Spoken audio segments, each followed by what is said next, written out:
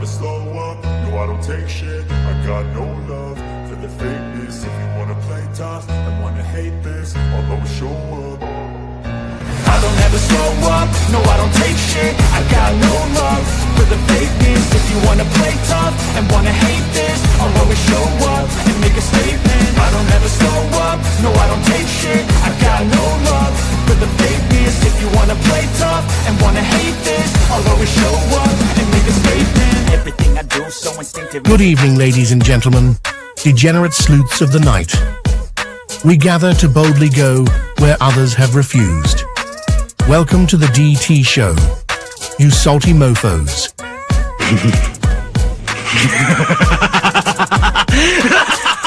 A man accused of killing 4 college students is behind bars, and he has ties to northeastern and central Pennsylvania. State police say 28-year-old Brian Koberger was arrested this morning at a home in Chestnut Hill Township. I can't find any case law that would support that idea. That somehow a warrant would be needed for DNA left at a crime scene. We are expecting to learn more about the allegations against the girlfriend of a Boston police officer who was found unresponsive in the snow Saturday morning. I-Team sources say Karen Reed was in a relationship with John O'Keefe. She's facing charges including motor vehicle homicide and manslaughter. So, the Commonwealth just provided the court with information that causes me grave concern. The implications of that information may have profound effects on this defense and defense counsel.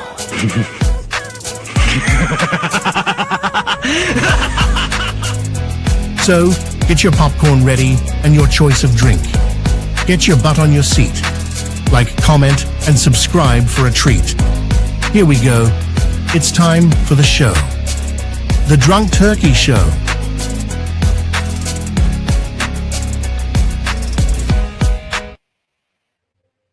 Hi everyone, welcome to the minds behind true crime and of course the Drunk Turkey Show. But we're going to wait a second. We're going to pull Daniel up in 1 second.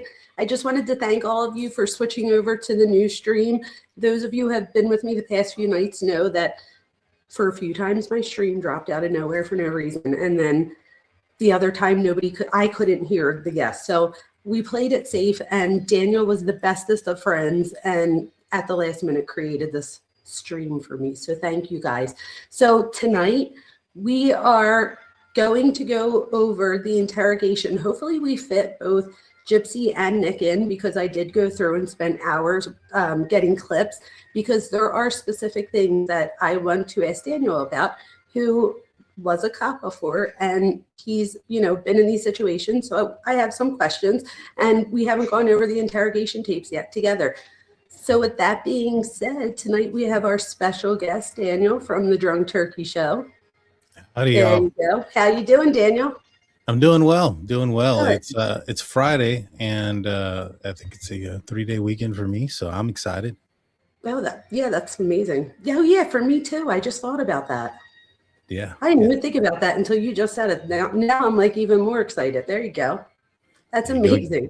You can't beat it. I bring in all the good news. You do. How about that?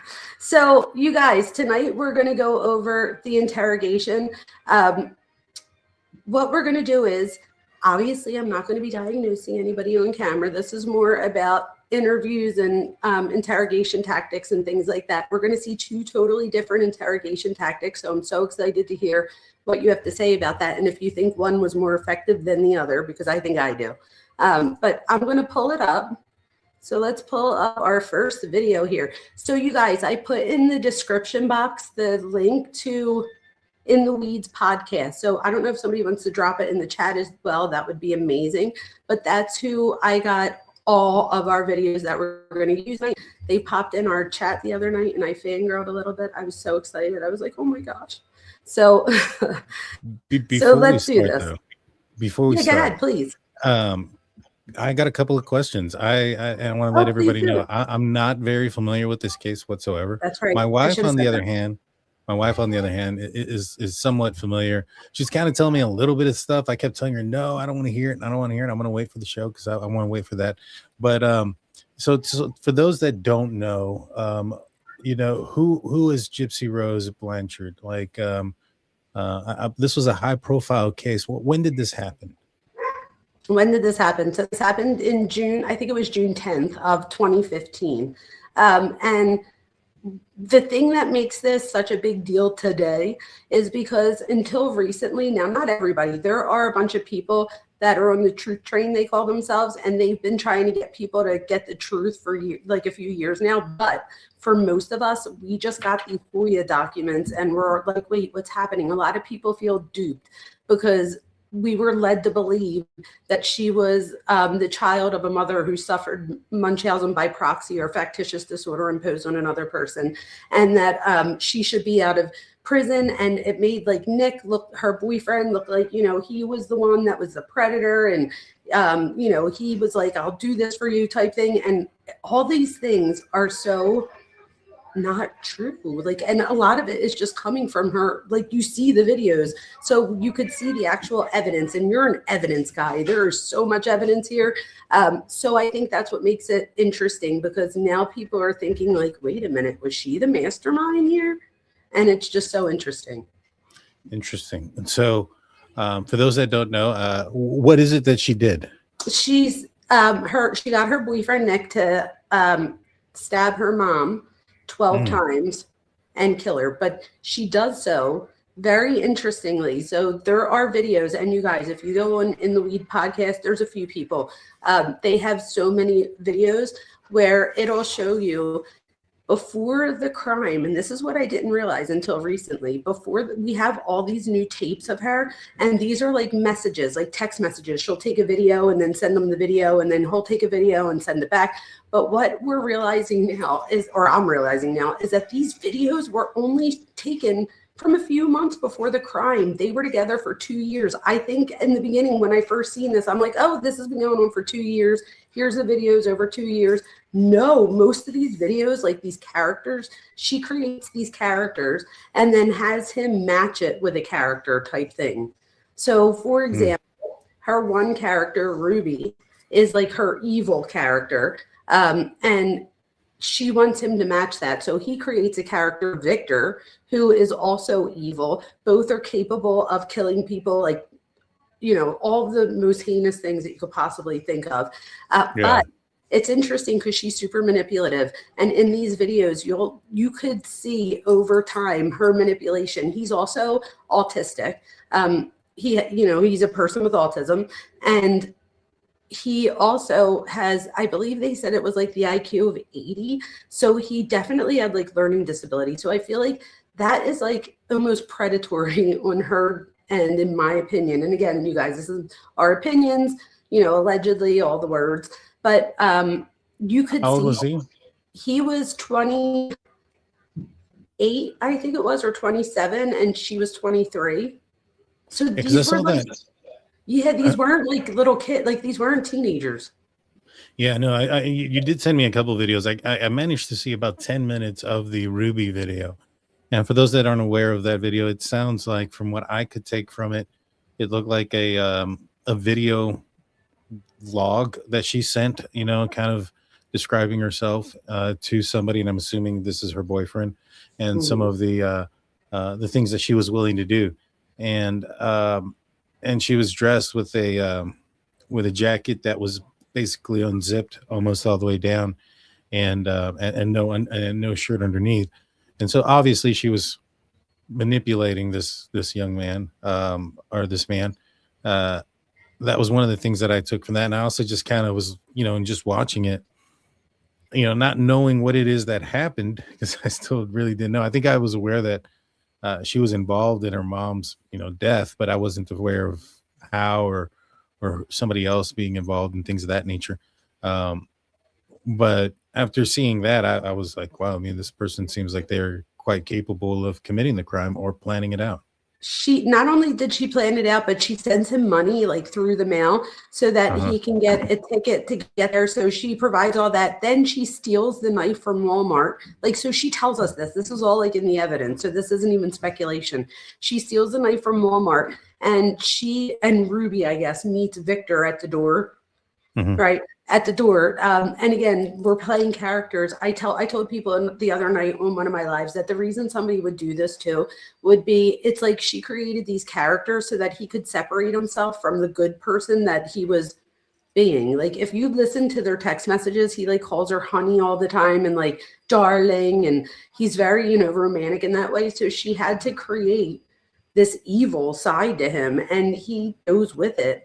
And I think one of the things is that thin line between fantasy and reality, and then adding in that the neurodivergence there, I think that there was like a blur there between reality and fantasy. And I feel like Gypsy was manipulating because she knew that one was fantasy and one was reality the whole time. She meets him at the door with gloves and the knife, and then goes in the bathroom and he does whatever. And why she's in the bathroom, do you want to know what she's doing? Why he's doing that? She's shaving her legs and her vagina while he's killing the mother. Wow. Like, what?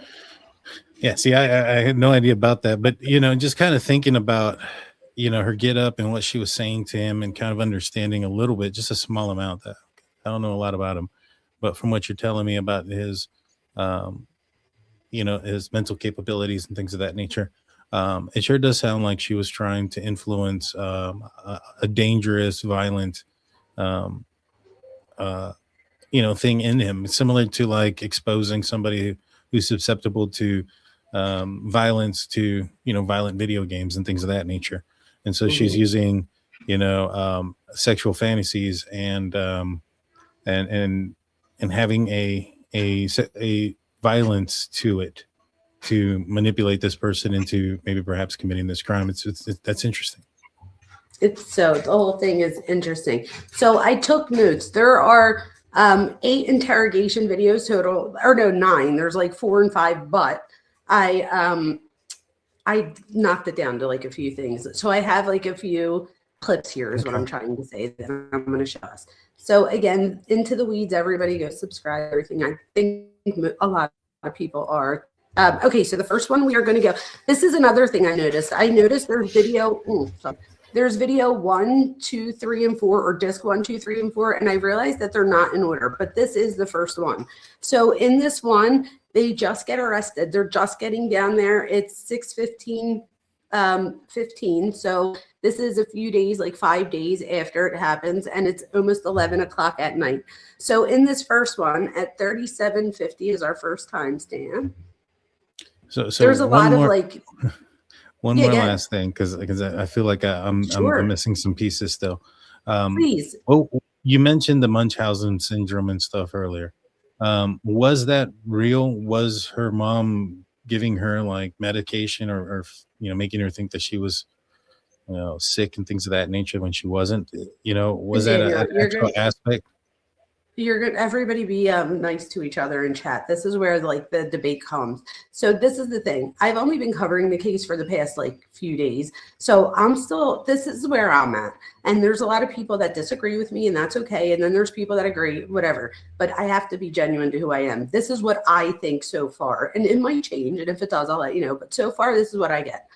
No, Gypsy was just as much a part of this as her mom, if not more. So, but her mom, Dee Dee, in my opinion, she has a criminal record of her own. So where she steals like checks and stuff. And so like she clearly has the ability to con and lie and things like that herself. So I feel like Gypsy learned a lot of this behavior from her mom.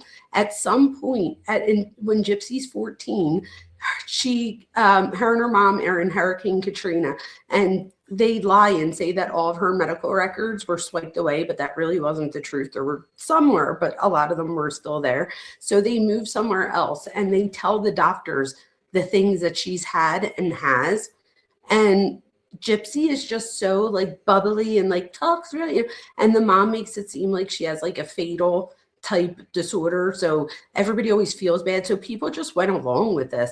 They went to so many trips in Disney. I mean, just there's so many benefits that they both reap from this. But the reason I'm telling you about that is because she now is, they're going to ask, when we're going to see the one clip, he asks her, how old are you? And she tries to tell him that she's 19, but that her social security card and everything got lost in Katrina. And it says that she's 23, but she's really 19, but she's really 23. And there's videos where she's telling Nick that in the one video, she's like, yeah, but I'm 23. But so like she knows her age, but she still to this day says that she didn't know how old she was because her mom never put candles on her cake. But then she admits somewhere else that she knew how old she was when Katrina happened. So my thing is, if you're 14, how can you lose track and think that the next, you know what I mean, so many years, that it's only been 5 years? Like what? So you see, that makes a lot more sense now, because I was like, when I was watching and saying, you know, that video, and I was talking about it where I'm like, yeah, she's, manipulating him. I was thinking to myself, I mean, that's quite a manipulator to have done so, to have like tried to do that, infiltrate like the sexual violence. And so that way that could make him violent and commit a violent act. And I was like, and now that you mentioned about her mom being some sort of, it sounds like they were scam artists and con artists together. That would explain her probably being even better at it than her mom. Yes, I do think that. Yes, I do. I do think given that. her age and learning. I mean, children are sponges. So if this was something that she was brought up in, scam after scam and manipulating people and taking advantage of folks, then she's going to be definitely better than her mother, depending on when her mother started doing those type of things, or when her mother started being that way. And if her mother implemented her daughter into these scams, which it sounds like it. I mean, it sounds like all the medical stuff was just fake so that they can get trips and things like that. Is that correct? I mean, if that's the thing, then... this is the thing. So she has this chromosome depletion disorder, and I don't know the exact name. It's like really long, but she always denied that there was any, like, even after everything happened, like she does interviews and says the only thing she had was like an eye problem or something, but everything else was like, made up. But they did find in her medical records, like sleuths on YouTube, and it's there, and it says the chromosome depletion.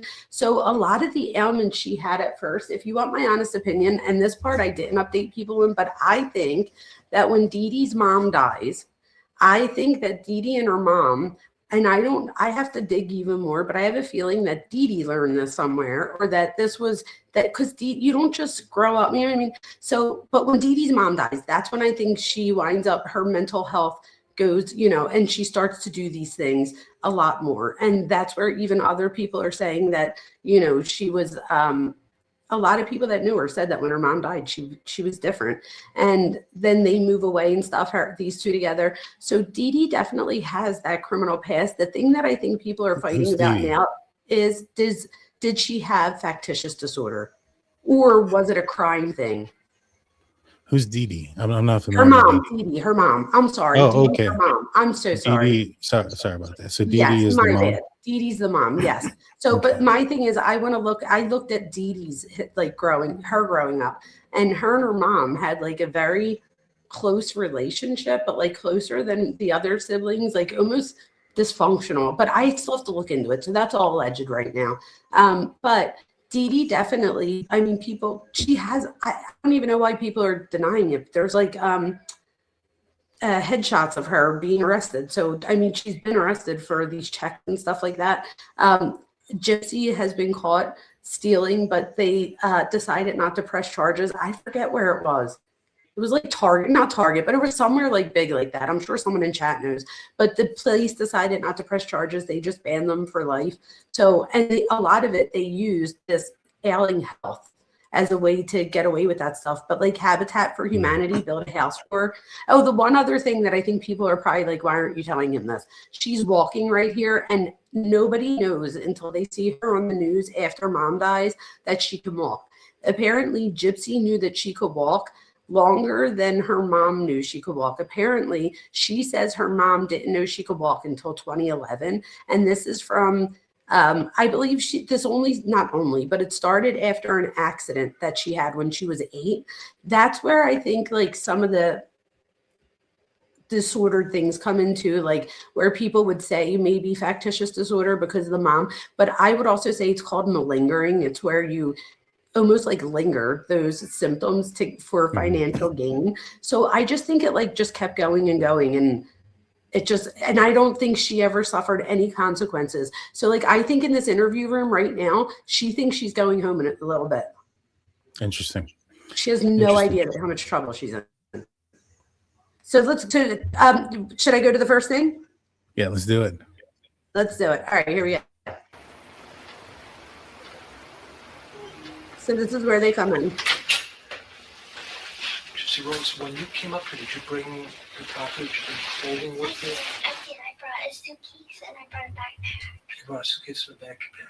Was there any medications or anything in the suitcase or the backpack? There was some pain pills that I used for my back, but were they prescription pain pills? Yes. What type of prescription pain pills? I think they're Vicodin, either Vicodin or naproxen, or the other. One or the other?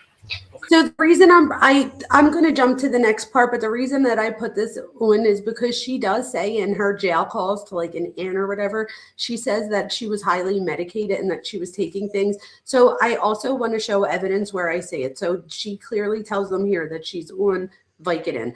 But it's interesting because she winds up, they wind up finding that she has asthma and all these other things and that she should be taking other medications, but she didn't take any of them with her to Nick's. The only thing she took with her was the Vicodin. So does that say anything to you? Like, do you think maybe there's a dependency or something? Like, why would she only take that one with her? Yeah, I mean, that makes sense. Not knowing a lot about her, but knowing a little bit about the scam stuff and, maybe, I mean, that's a hard question without knowing a lot of.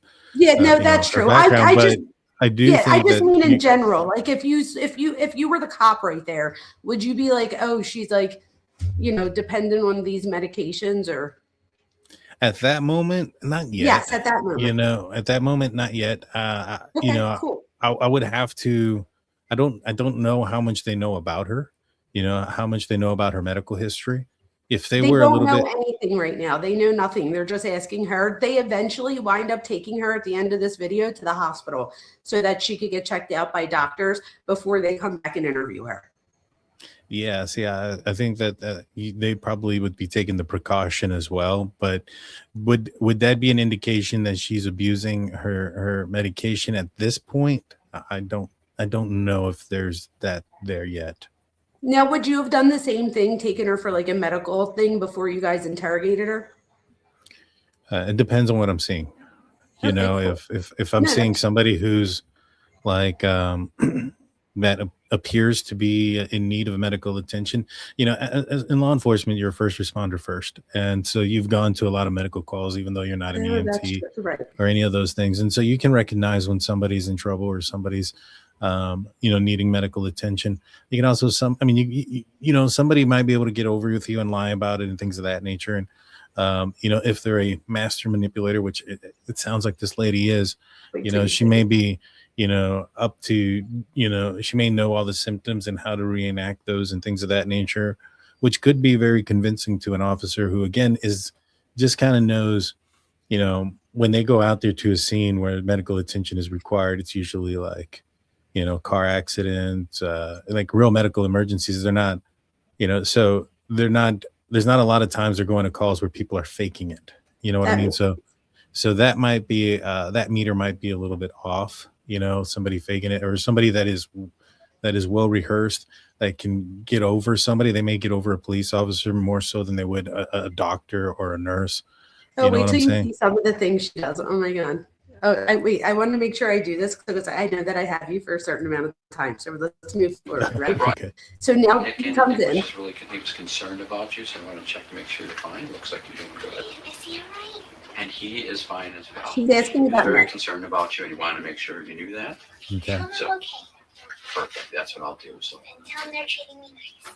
Excellent. I will do that. Yeah, you got the nice couch. You got the nice room. We gave you the nice room. Nice fishy room. This, there it is. It doubles as a She's being door. manipulative. All right. Okay, thank you so You bet. much. With the voice too, right? That's an act. That's Even an with act. her voice, like how she's talking real. Yeah, right. So then, okay, then the next cop comes in right here just to ask about I methadone. have asthma. Okay. So I'm on an inhaler. I think it's called Juvera. Juvera Juvera. with a D. D. Do you want to spell that? No, they have a commercial about it. Okay. All right. Well, that's good to know.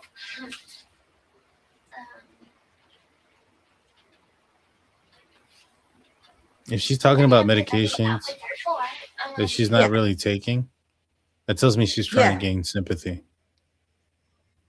Yes. And so the reason I have this too is because he wants to make sure that because you hear him in the hallway. Wait till you see this one thing, Daniel, and one of the next ones. But he's in the hallway and you can kind of hear him a little bit. And he says, like, she said that, oh, because they also ask her if she has a seizure. I think what happened is they went to the house already. Like they have the police where she lives already doing a search warrant, and they must see all the medications. Like when you see the crime scene photos, there's seriously so many medications. So I'm sure that's why they're asking a lot of these questions too, because they're probably like, why, what are all these medications? So they ask her about epilepsy. And at first she's like, yeah, I don't really, and then eventually I think she starts to realize she's getting in trouble. So she gets asked about it again. And she's like, yeah, I get epileptic seizures. I had one last month. I was like, wait, what? So I think you're right. I think she is doing the manipulation thing here for sure. Yeah, and I think you're absolutely on to the fact that they are trying to figure out what she's abusing, because if she has something in there that she's got prescribed to her that she doesn't need or doesn't require, and that's, I'm sure that's a crime on its own. Mm-hmm. I don't know what it is off the top of my head. I never arrested anybody for those type of crimes. That was more so like a different unit than I was ever a part of. Yeah. But I'm fairly positive faking illness so that you can recuperate drugs is highly illegal. So I'm sure if Travis or Claire are here, they'll let us know too. So then they come in and so this is where they decide to take her to the hospital. But the thing that I want you to see, I just knew that they cuffed her there. I thought that was interesting. But when she leaves, this is what happens.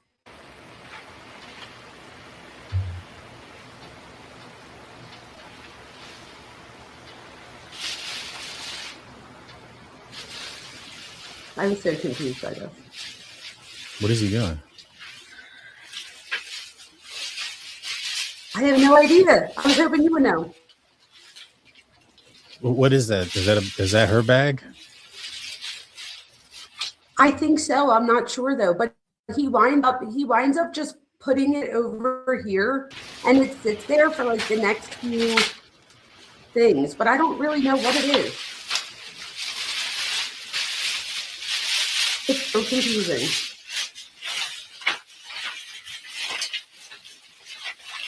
So where did he pull that out of?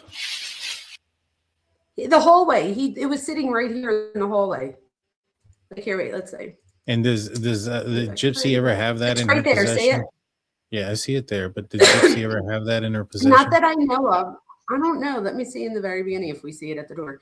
Oh, I don't think we ever see the door open enough to where we could say, I mean, maybe at the end here where they come in to get her. You might be able to see it there.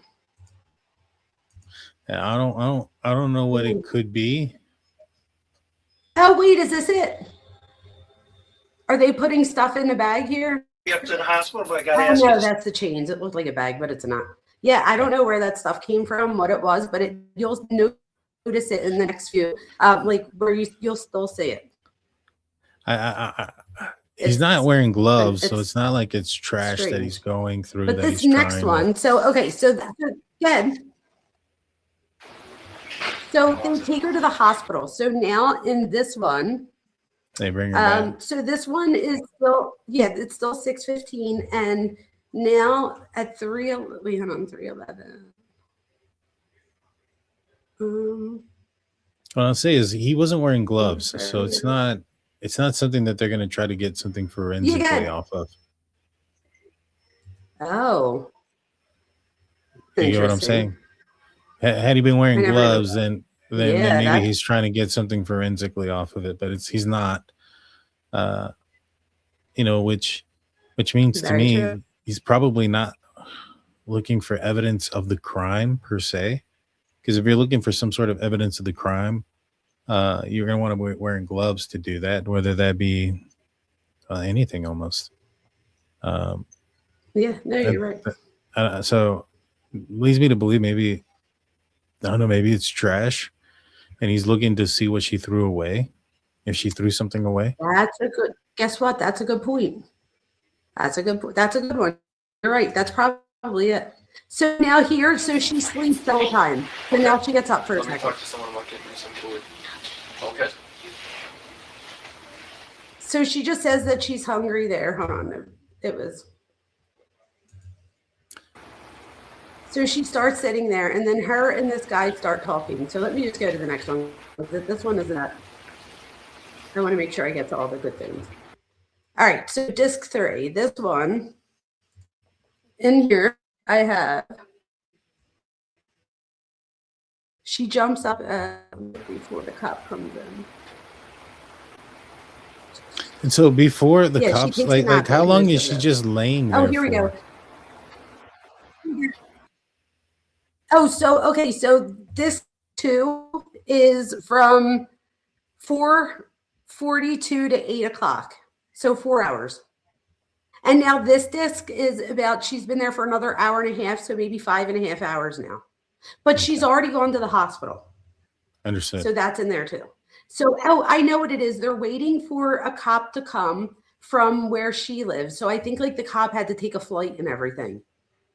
Oh, understood. To talk to her. Makes sense. So I didn't know that she had left the area. Yes. All right, so he's coming in any second. Okay. You're leaving a lot of stuff out that you need to probably tell me. I know what it was. Do you want to talk about it? I know what it was. So this is at the very end. It's this 4 is supposed to go next. This is where she winds up. Finally, he gets like mad. It's right around here. Hold on. There for a while. My bad. And then this cop comes in and he winds up doing something different than the others do. So they have a cop here. And from what we were told, this cop here was just like, these two are just talking. Like if you have time another night, like look through it. It's, disc 4, but she's like, you have to see part of it just to understand what she's doing here. Go ahead. That was an awesome vacation. Just a little hiccup on the road. Is he really giggling? Yeah. She's trying to portray that she's innocent. Yes. And if you listen to the conversation, they're talking about Disney and she starts telling them about like Harry Potter and how she went and she met the cast and da. So like she's just having this whole conversation. So then this guy comes in. So he's the one that comes in from a different state. Yeah, she's just like, it's like the sad puppy eyes, it's just she's trying to manipulate. She's a manipulator. Yeah. Oh, wait till you see at the end of this. She takes her teeth out. Wait till you see. He's gonna come talk to you. Okay. So I'm from Waukesha here. Oh. So yeah, we would just talk to the detective and go to the house where I was at because that's where my stuff is. She said we go back to the house stuff is. All right, here he comes. Sorry, I must have went back a few seconds too much. That's her bag of food right there. So they didn't understand much. Okay. Come on, buddy.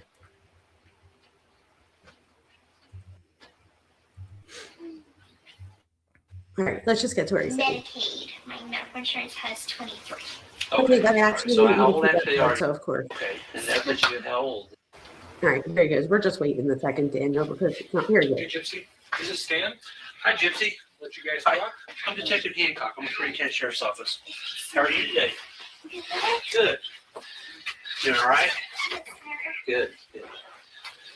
All right. Well, Gypsy, I'm here and I want to get a little bit of information from you. So, since this is the first time I've ever met you, okay. So, what is the correct spelling? He's of your marrying first name? her. It's GYPSY. Now he has a different style than Nick's person, which I'm going to show you next. Right. No, what I'm saying is seems like he's mirroring her, coming in kind of bubbly, like, "Hey, how's it going, Gypsy?" That's the first tactic. He's mirroring what she's doing. Good call. I didn't even notice that. Good one. Name is BLANCHARD. BLANCHA. BLANCHARD is Blanchard. Blanchard. Okay. Okay. All right. And your date of birth, Gypsy? Is 7/27/1995. On here they have 91 because let me make this a long story, but okay, sure. Me and my mother are Hurricane Katrina survivors. Okay. And my birth certificate was washed away in Katrina. Okay. And unfortunately, they messed up a long time ago. They messed up the paperwork, and it said 1991, but it's actually 95. Okay. And that puts you at how old then? I would be really 19, but on here it's my Medicaid. My medical insurance has 23. Okay. So now we know that this is a lie, Daniel. She's the opposite. She's really 23 and she's telling him that she's really 19. So we know that this is a blatant lie right here.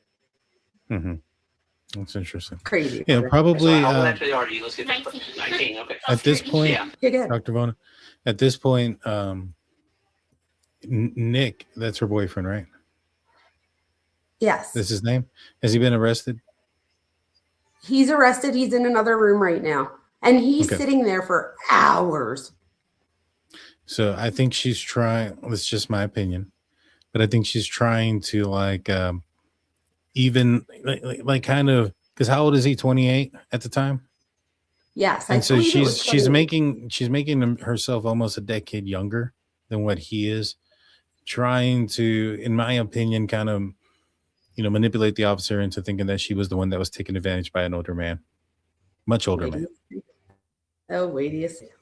Absolutely. Did you know your social security number? Unfortunately, I don't. I brought my card with me, okay. But it's at my boyfriend's house. Okay, we'll get with that later then. All right. Now, how long have you actually lived there in Missouri? In Missouri since 2006. 2006. Mm-hmm. Okay. Do you work anywhere? No. Okay. Right. Never had work since you've been in Springfield. Did you work down in Louisiana or anything? Yes, do you have family down in Louisiana? I have some, but They might be fast for okay. All right. some folks. And now, do you have any family here in Missouri? Yeah, I got it. States? Okay. I have my mom that lives. My mom lives in Missouri. And is that it, or do you have anybody else? Does friends count or not really? No, like biological, like brother or sister, siblings, something like that. Yes. Okay, so are you an only child then? Okay, all right. What's some things do you like to do? I mean, what kind of hobbies do you like? I love art. You love art? I love to go to the movies. I love animals. Okay. Just different things like that. Good. Well, Gypsy, we are here investigating something, so I do need to talk with you about some things, okay? I'm thankful because I have no idea why I'm here. Okay. If nobody will tell me anything. Yeah, that's fine, and that's kind of why we're here, to kind of help you out with that, okay? So, I am going to just read it just here real quick, okay? And as I'm reading this, if you don't understand something, I want you to stop me and say that you don't understand, okay? It's not being rude, or it's not implied or anything, okay? And just let me know. How much schooling do you have? Unfortunately, I was homeschooled, but my education is kind of scattered, so I have the basic of a third grader. Okay. Okay, here I have the education of a third grader. Yeah, she's trying to manipulate him into thinking that she's stupid. I'm not to spell very good, but I could read. Okay. How would you say your comprehension level is? Good. Good. Okay. She wants him to believe she's not You do have the right to remain intelligent. silent. Yeah, but he just said, "How do you think your comprehension level is?" And she said, "Good." So he was like, "All right, then let me keep going." So he reads her Miranda rights, but then I want you to see when he starts to get a little. Right, but I wonder part of her scams, like with her mom and stuff, how many times, like that she's gotten over men because her mom has told her, "Oh, men think that women are dumb," and that makes you think that'll give you an advantage if they think you're dumb, and if you act dumb. And so, she sees a man here, she's probably leaning on to what she knows. And so she's wanting him to know that she's not intelligent or that she doesn't have an education. this, that, and a third, so that you know, he may open up about certain things if he thinks that, you know, she's less intelligent. So I think this is all very it's pretty interesting tactics by her. It is so interesting. But it's like, based on what you told me, you know, it sounds like for most of her life, her and her mom have been, you know, pulling fast ones over people. So not surprised. Let me back up with something. You're here. Do you know where you're at right now? Yes. Okay, where are you at right now? I'm at the Waukesha Police Department. Okay. All right. And how did you live in Missouri at one point, right? Mm-hmm. Okay. How did you get from Missouri to here? Not about a week ago. It was it all started when I met my boyfriend Nick. Okay. And we met on an online dating website. My mom had a laptop, and so I used hers. Okay. But let me back up a second for just a second. Okay. Earlier when I said let's be honest with each other, okay, I'll be honest with you as long as you're honest with me. Okay. And I want you to understand that your honesty goes a long ways. Okay. You don't want something in this nature to be like a big snowball. We'll use that as an example. Okay. You don't want that snowball to be so big that you know how when you pack a snowball and it's real small, and what happens when you start rolling down a hill? It's bigger. Okay. And what happens if you start telling lies? They get bigger. And you don't remember which ones you said and which ones you told. And as soon as that thing gets so big, it goes down the bottom of the hill and it crashes into a lot of people. Okay. I mean, a lot of people. All right. And it hurts a lot of people, right? Because it's so big, it crashes and hurts. Now, if you're telling the truth, that's not going to happen. Is that right? Okay. So that's kind of why I want you to be honest with me about this. Okay. About some things. All right. So we need to. I'm here. Okay. Because I don't think that this is something that you the intention wasn't there. You know, I don't think you're a bad person. I really don't. I think that you're a smart person. Okay. I think that you know, sometimes you get dealt bad hand, and I think sometimes that's what's happened with you. Okay. And I want you to understand that you need to be honest with me. And if you're involved in anything that I'm about ready to tell you, then you need to tell me. Okay. Your mom's dead. Okay. Now, what I want to ask you is your mom's passed away, okay, and she's deceased. All right. Now, what I want to ask you, did you have involvement in this? Okay. Hang on, listen to me for just a second, okay? I want you to understand something, okay? Remember the snowball that we talked about? You remember the pencil that we talked about? I'm going to demonstrate something with the pencil here, okay? Look at me. Look at me for just a second, okay? Sometimes people are going along. You know how you have a pencil. Do you think he's using this pencil and the snowball, like almost like he's playing into the fact that she's like being childlike, because she's really 23 here? Maybe. I think this guy's more impatient. I think he needs to practice a little bit more patience. I think he went into it a little bit too fast. That's why I said, not the right time. I mean, that's a good approach to go into it once you start getting into it. But I mean, he went from one thing to like the very first thing that she said, all right, we're going to tell the truth. You're not going to lie to me, blah, blah, blah. He does it again. Let her talk. Let her talk. Yeah, let her talk. Let her talk. Because exactly. that's how you get people to get tripped up, you know, and then now you're having to deal with the sob story and stuff like that, because what lie have you caught her into at this point? All you've asked her is just a few questions about herself and what she likes to do and art and things of that nature. You know, you really have nowhere to paint her into or put her in a corner to. And I'm not saying it's a bad tactic. I just think had he been a little bit more patient, allowed her to dig herself a hole or give herself enough rope to hang herself, so to speak, let her go out there, let her say these things, let her lie, and then you start presenting it with the evidence. Like, hey, you know, I understand you said this and this is what you meant, right? Are you sure? Yeah. Well, help me understand why when I have this over here, why is it like this? And then you be quiet. Yeah, 100%. You let him answer. And the thing, yeah, and the thing is, like, now that we know, like, eventually, like, in a couple minutes or whatever, she eventually starts saying, I'm so sorry, I lied to you. So, like, she eventually admits to him that she's lying to him right now. So, like, this is like a lie. It does work. Eraser right here, right? You know what I'm talking about? You use a pencil, right? You've used a pencil before, right? Okay. And when you write with a pencil, you write your own story, right? Okay. And you take that pencil and you're writing along with your story. Well, sometimes some people make mistakes when they write stuff down, don't they? We've all made mistakes. You've made mistakes. I've made mistakes, right? You ever made a mistake in your life? Yeah. And I've made mistakes in my life. And hang on just a second, okay? When you're writing this stuff down, all of a sudden you make a mistake. Well, what do you do with that mistake? You take that pencil and you flip it over and you start erasing stuff, okay? And you erase it and you recorrect it. And you take that pencil and then you rewrite your history, your story, okay? And I kind of think that's where you're at with this tonight, okay? That you have a chance to rewrite your story. And I think that that's what you can do, is you can rewrite your story tonight, okay? Like I said earlier, I don't think you're a bad person. I really don't. You know, I don't think that that's you at all. And you're not out here, you know, doing things that are so bad that nobody wants to talk to you, nobody wants to be around you. I don't think that's you, okay? But what I do think, okay, what I do think is there's some stuff going on that you and I need to talk about. And why these things happen, okay? And that's where we're at with this, okay?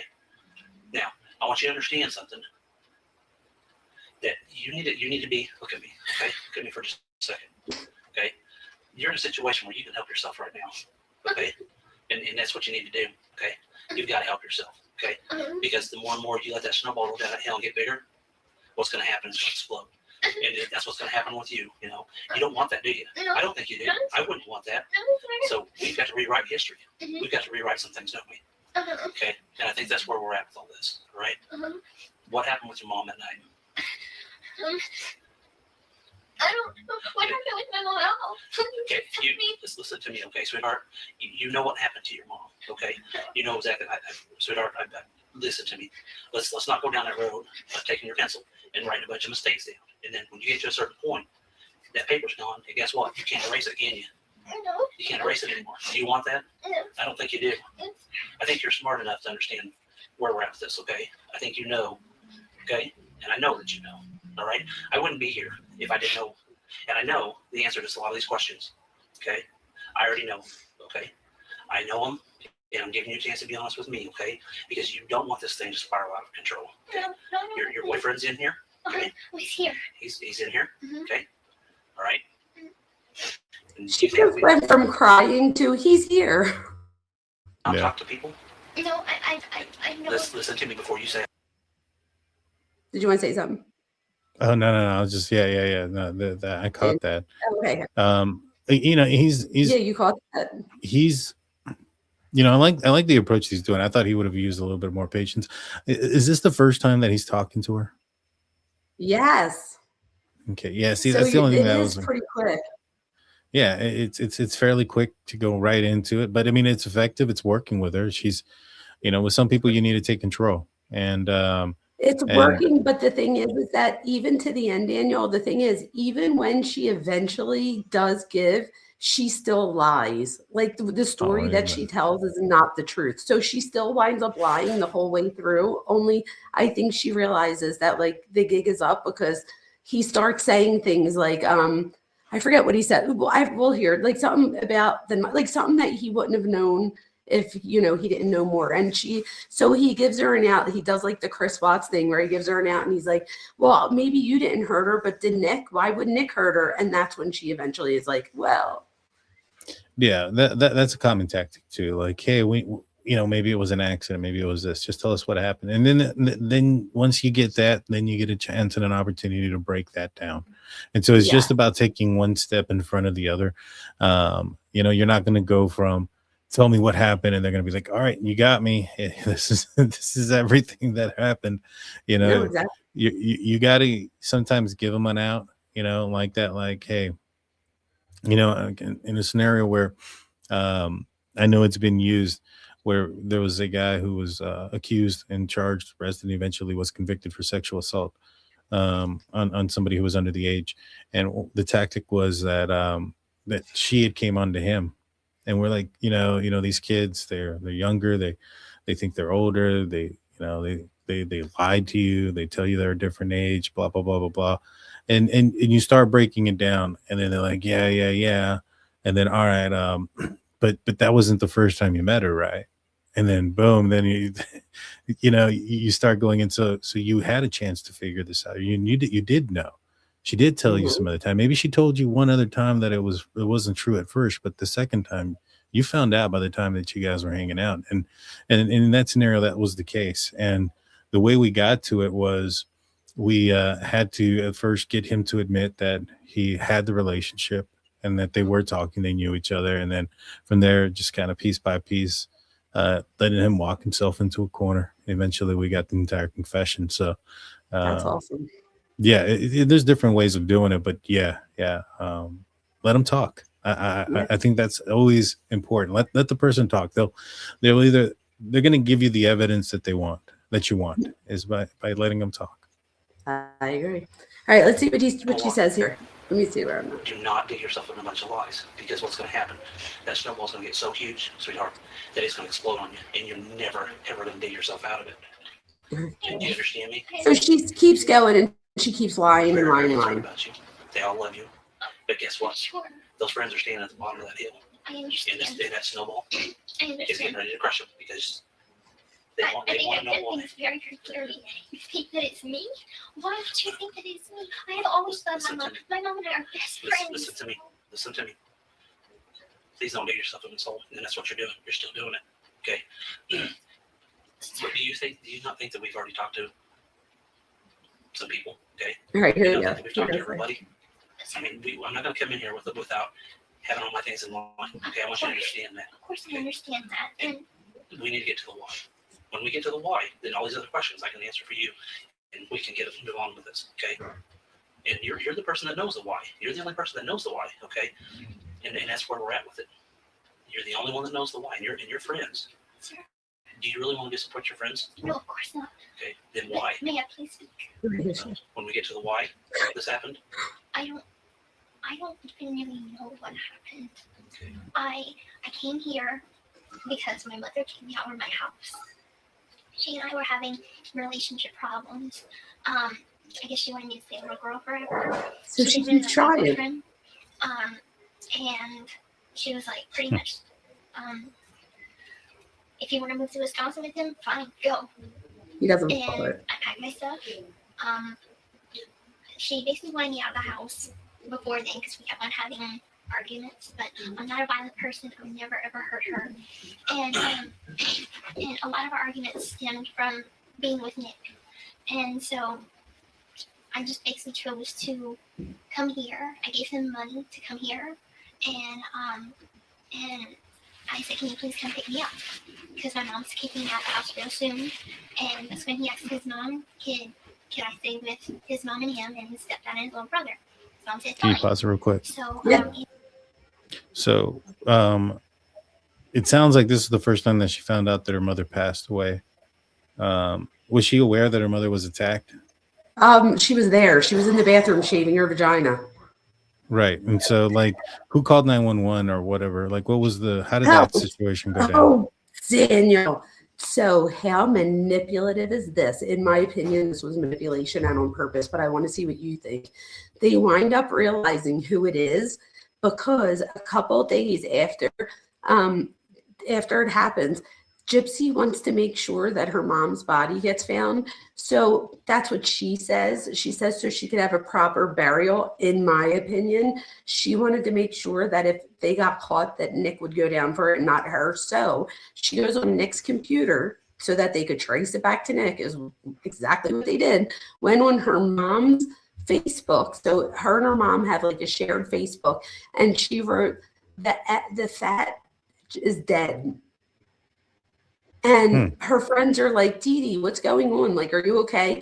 And then other people are like, "There's no way," because somebody was like, "Maybe she wrote that as like a joke or whatever." And then Gypsy comes back and writes, I took her daughter too, and she's dead too. So in my opinion, she was doing this because that way it goes back to his computer. Interesting. She eventually admits that she wrote it. That's wild. That's wild. And that's how they find them here. But wait, so she still denies it, but I want you to see when she finally breaks. people have been posting since But- on but- Facebook and acting like, "Oh, Hold Oh on. yeah, sorry. So, according to her story, why does she think she's there? Like, does she know? I mean, I know what you're saying there about the Facebook. But who ended up calling 911?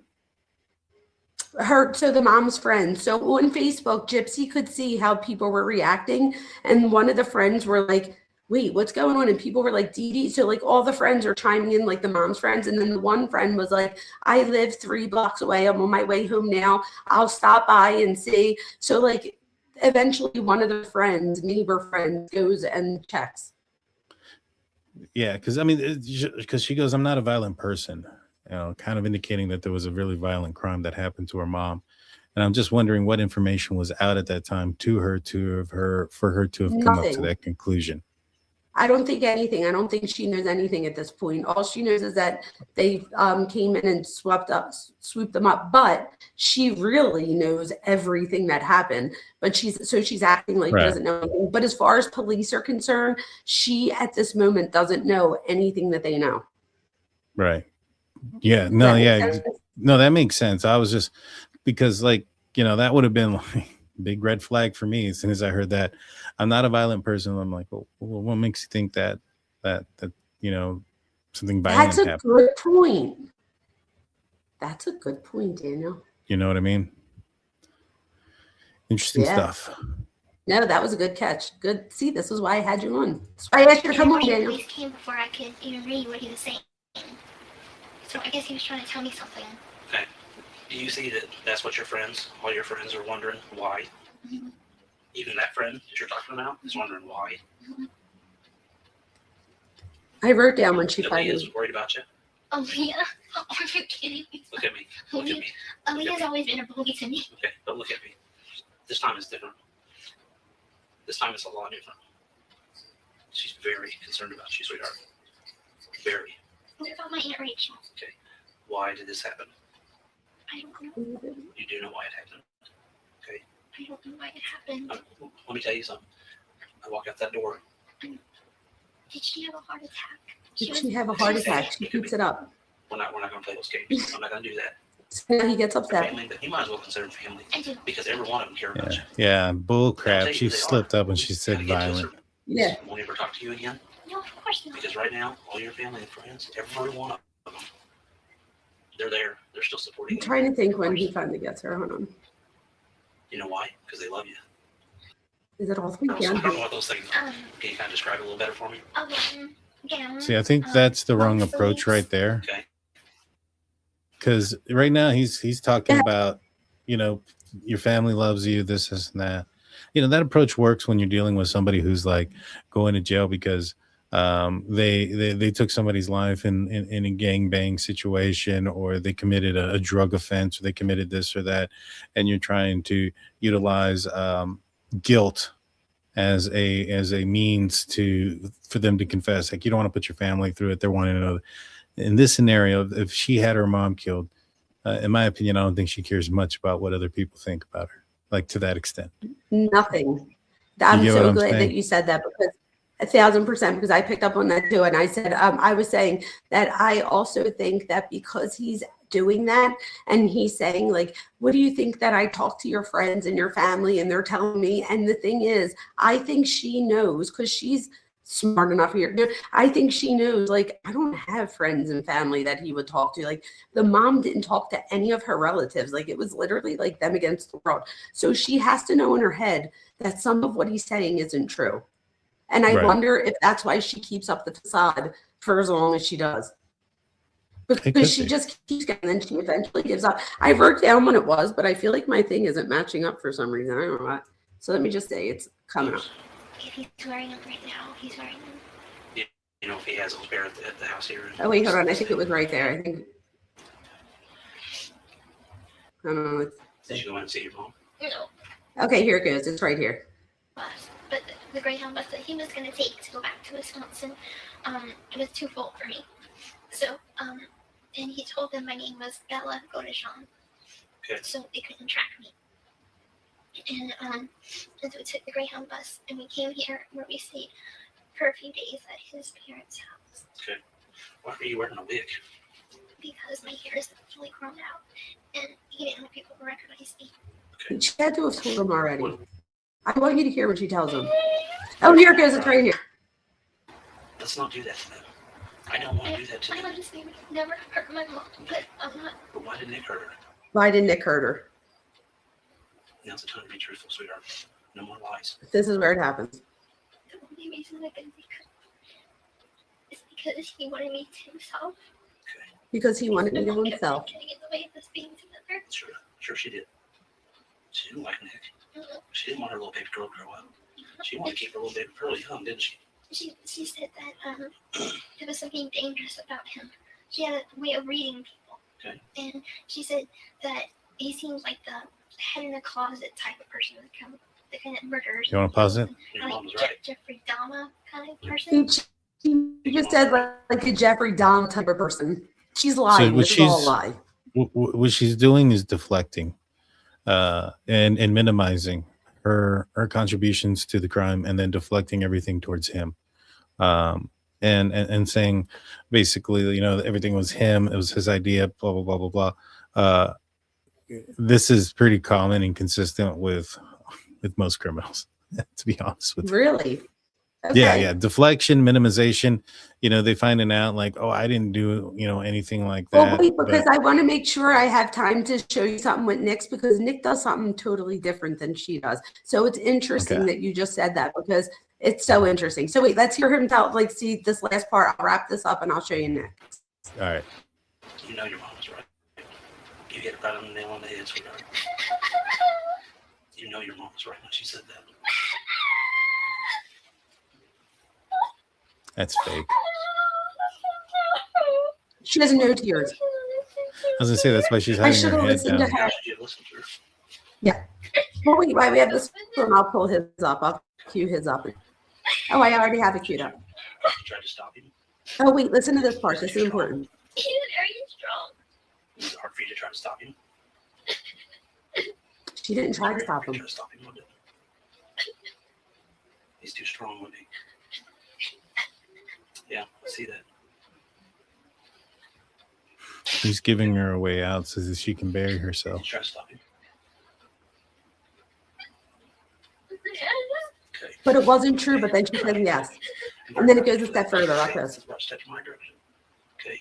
This part, I have to See, answer she's that. implicating herself into the crime. You're right, but I want you to listen to this part, because I'm so curious about what this, how this would have implicated, or this very next part right here.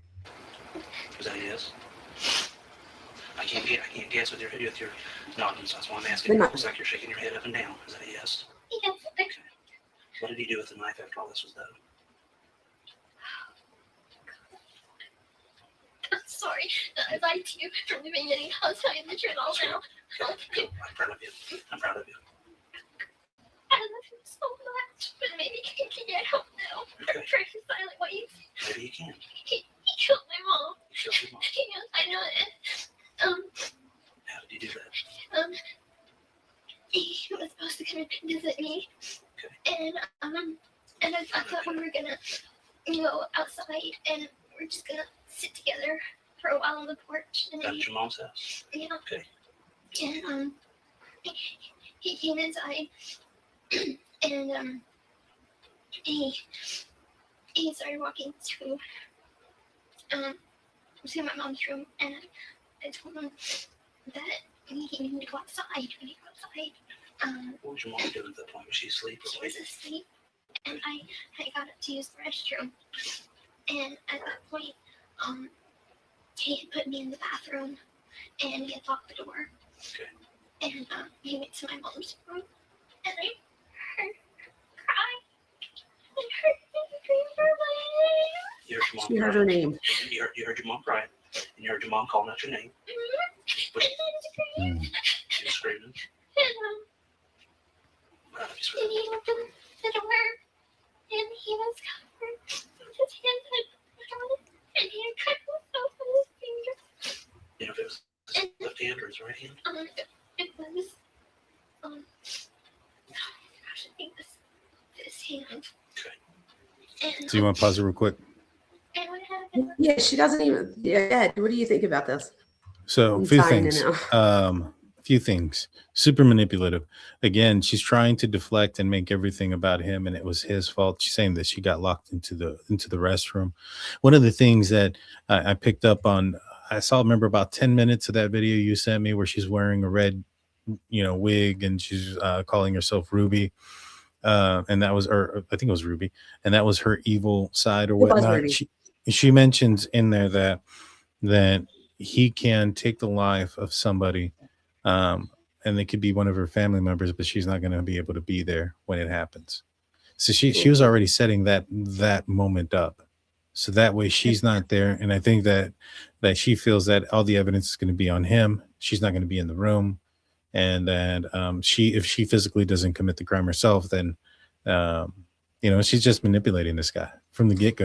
I can't believe you just said that last part. So it's so funny you say that, because one of the things, and she still does it to this day, that she says that I'm like, oh my gosh, like read the room. Like, what are you, like, somebody tell her that you shouldn't say it. But she'll be like, the reason I'm out right now and he's still in jail is because I'm not the one that did the actual kill. Like, she really just believes that, like, because she didn't do it, she didn't do it. Like, I'm like, wait, what? Like, and like, so, and even to this day, she still like doesn't get that. Like, she needs to like take responsibility if she wanted anybody to, forgive her. But at this point, she's like showing her ways in ways that we've, haven't seen before. I want to make sure I get to a chance to show you this Nick one real quick.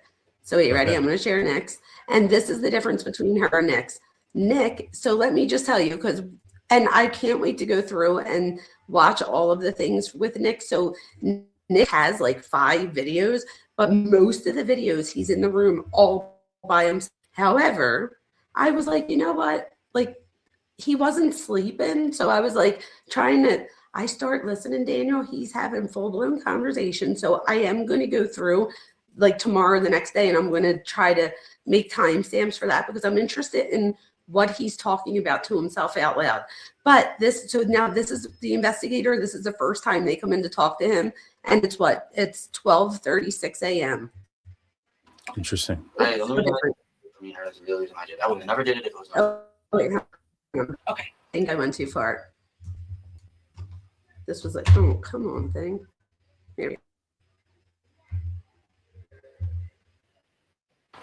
Where'd you go get a soda at? It was an vending machine that was outside. Okay. That the hotel uses. Okay. And then what happened?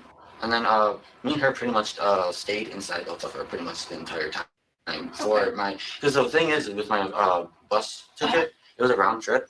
So at first I thought I'd be able to get her back, since she wanted to move in with me, obviously, because that's just when she's up here. But when she told me that me and her actually went to the bus station, I learned that she actually couldn't get a bus with the same one that I already had. I had to redo my actual schedule. Okay. So after that, I did it. I got it renewed for pretty much nothing because it's just free. Okay. And then I helped her with her bus ticket afterward. Okay. Did you give her money for it, or? No, I paid for it for her. Oh, okay. Yeah. And then what happened? And then because the one that was I had to change, because of that one was changed, we ended up going back to the hotel. Okay. Just to rest, pretty much. Okay. And we ordered food, and we were pretty much just resting there because we didn't know what else to do. Because Where did you order food from? One place was Domino's. Okay, and they delivered it to your room? Yep. Okay, so Domino's delivered to your room? Okay. She was just. Because she told you to? Yeah, because she feared for my safety. Okay. Okay. So then you guys get on the bus, and then you guys get here. We didn't talk to Gypsy all this time and not get everything. Okay, this is how she does it different. So this is where she does it different than the other cop. So now she gets all the background, and instead of like doing what the other cop did, she goes right in and says, Nick, you don't think we made you wait this whole time and we didn't talk to Gypsy already? But they didn't talk to Gypsy already, right? So, but they tell him that. Well, you also have. Be honest with me, because if you want. You also have somebody, I think, in Gypsy who's probably intellectually more advanced than this guy, and so you're 1,000%. You're with him. It's not going to take as much. So you think that maybe that was a tactic, like where they? Do you think that was a tactic, like that they had like the female? Because I was wondering, that was one of the questions I had for you. I wonder if having a female come in, like so it's like less intimidating. I wonder if that helped at all. And then having that tactic, because he was sitting there for multiple hours. So they did get to, like, they come in and out every now and then. So they did get a feel for him and how he might be different than when they checked in on her. The one thing I didn't get to show you with her, but I did tell you, she does at one point when she starts to realize that they're not buying it, they leave the room and she takes her dentures out on the top and bottom and puts them in her pocket to make it, because when her dentures are out, she doesn't have her front teeth and stuff, to make her look like even more sickly, I guess. So I forgot to tell you that part. Right. to me, I think it's more a tactic because this guy's probably easily persuaded by women. You know, he's probably persuaded, obviously, from Gypsy, and so if you put a woman in there, maybe perhaps, you know, it'll get him to open up easier, and then something will slip, and maybe even be more honest about certain things. I think it has more to do with that. You know, at this point, I mean, that's kind of the direction I may have gone with it. You know, sending a female detective, thinking, all right, you know, this guy's already been manipulated once. You know, he may be easily talked into by a female. You know, because he's, you know, more attractive into the situation, might be looking at her differently, and want to please her by answering her questions and things of that nature. You know what else? And that's going to equal up to a slip. She looks like his mom a little bit, like with the blonde hair and stuff, and like her age. So I thought that was interesting too. I'm like, I wonder if like that was by design. But then again, I mean, who knows who's on duty that night? I mean, I guess you can't just be like, oh, I need someone that looks like. But I did think that it was interesting that she looked like motherly type, and he does. He says, like, wait till you hear. He just answers every question she asks. Right, ready for this one? Yeah. And you're not going to let Gypsy get in trouble. Oh. Without you being. I know what I was going to say. Okay? One of the reasons I had you watch the Ruby tape is in the Ruby tape, you guys, anybody that watches it, or if you haven't watched it, she keeps going back to, if you worship me, then you'll do this. If you worship me, keep that in mind. Understand. And so what you need to know is that Gypsy told us everything. Okay. We didn't talk to Gypsy all this time and not get everything. Okay. That's what we do. Yeah. And so, Nick, I want you to do the honorable thing, okay, for Gypsy and for your family, okay, because we know what happened. And I want to give you the opportunity to start over and to tell the truth, okay? And the truth is not what you've told me. How much have I told you to believe is the truth? I believe the part that you got on a bus and went to Springfield. Okay. I believe that's true. Okay. That you ordered food to eat. I believe that's true. Okay. I believe that it's true that at some point Gypsy came back with you to the motel. I believe that's true. Yeah, I believe Gypsy got on a bus and came here with you. I believe that's true. Yeah. That's all I believe. Okay. Okay? Because you missed a lot in there. And I understand that you missed a lot because you don't know what to say because you don't know what Gypsy said. I understand that. Mm-hmm. But I'll tell you right now, Gypsy did tell me everything. She told us everything. She told us about you coming there. She told us what happened to Mom. She told us about your guys' relationship. She told us about the cleanup. She told us about all of that. Okay? So do you want to do the right thing by Gypsy if you love her? Well, the truth is I worship her. So I know you do. I worship her. I wouldn't do it on I know. thing for her. I know you do. I believe you do. But this It's is part of the point where manipulation. You're going to prove whether you do or not. Okay, me and you talk. Okay, because it's not fair. It's not fair to Gypsy for her to be honest and you to lie. Okay. So what I want to know is can you tell me this first? Okay. Did Gypsy know that you were going to kill her mother? Honestly, she asked me to. Okay. So Gypsy knew you were going to do it because Gypsy asked you to. Yes. Why did she ask you to do that?